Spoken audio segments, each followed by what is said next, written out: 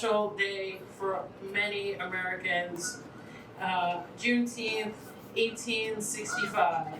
The Emancipation Proclamation issued by President Abraham Lincoln on January 1st, 1863, declared freedom for enslaved people in Confederate states. However, it took over 2 years for the news to reach enslaved African Americans in Galveston, Texas.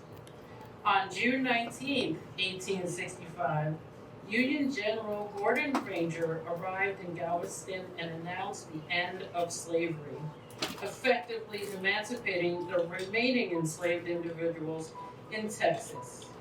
This momentous event became known as Juneteenth.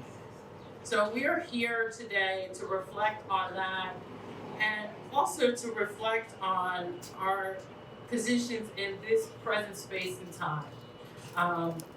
Stephanie Ehrlich and I have had many conversations about what is this event about.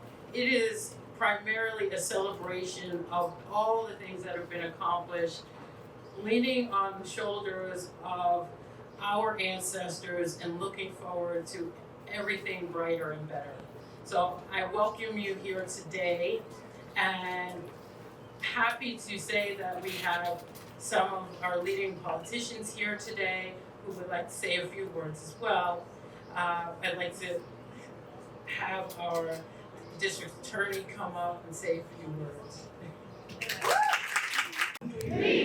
Happy Juneteenth. Happy Juneteenth. I am Darcel Clark. I am the Bronx District Attorney. Thank you so much, Judith, for having me here, and the Cortlandt Alliance for having this wonderful celebration the last 3 years. You know, New York has led the way.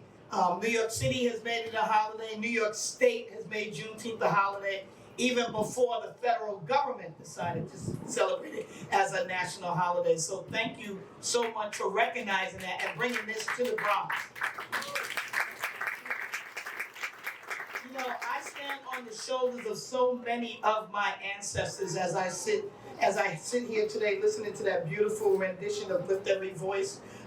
As the first woman district attorney of the Bronx and the first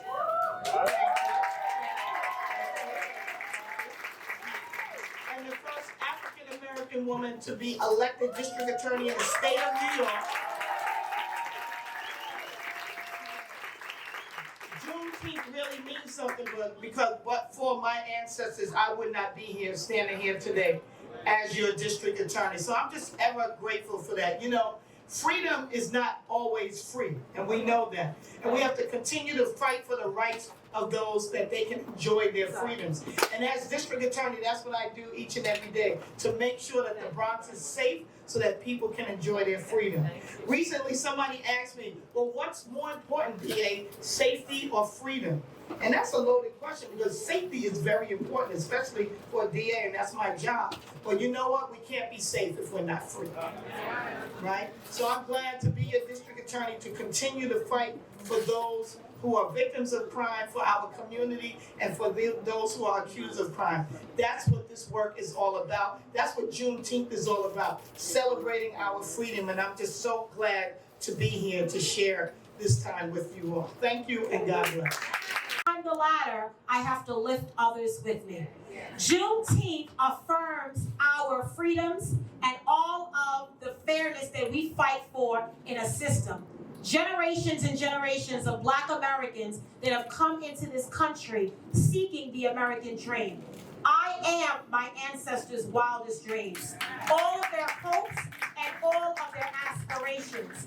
They fought and died so that I could be here in this position. Our district attorney, Darcel Clark, can do her work, and all of us can be in these spaces. We realize that if one of us isn't free, then none of us are free. And even though we have made great progress, we have so many women that have shattered the glass ceiling and have stepped into roles never designed for us. We know that we still fight systemic racism every single day.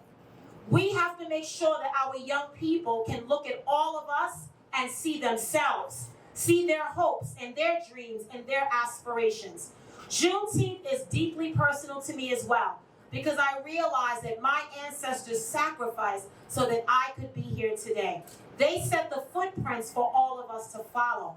And now that we have all these amazing titles and responsibilities, my brothers and my sisters, what are we doing with these titles? Are we the agents of change that our communities need?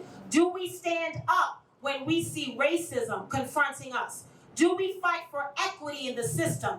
Are we breaking down mass incarceration and the school to prison pipeline so that we have equity in healthcare, in housing, in education, in economic opportunities so that we are creating the next generation of leaders? That is what Juneteenth is all about. The sacrifice has been made. We recognize the past. We celebrate the present, but we have to look to the future. I am so grateful that now Juneteenth finally is a national holiday in this country. The first national holiday in over 20 years. A state holiday and a local holiday. But you all know we're here today. It's a day on and not a day off. On Friday, we officially raised the Juneteenth flag at Bronx Borough Hall. I can tell you, since I've become borough president, this flag has never been raised at Bronx Borough Hall. But I believe that Juneteenth is a part of our history. Just like we talk about Black history being American history, so is Juneteenth. So I thank all of you for coming out. And I charge all of you, as you go back into your communities, your constituents, your clients, the people you serve every day, make sure our children know about Juneteenth. Because this is not taught in the history books. They try to erase our history from state to state, but we are living proof of history, and our children can repeat that. So I wish all of you an amazing Juneteenth. Let's keep celebrating. Thank you, Van Cortlandt Park Alliance. Thank you, Bronx Arts Ensemble, for bringing us together. Happy Juneteenth, everyone. Are marching, truly marching. Can't you hear the sound of feet? We are fearing no impediment. We have never known defeat. Like Job of old, we've had patience. Like Joshua, dangerous roads we've trod.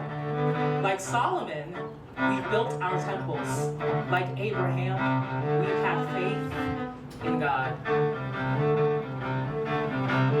Up the streets of wealth and commerce, we are marching one by one. We are marching, making histories for ourselves and those to come. We have planted schools and churches.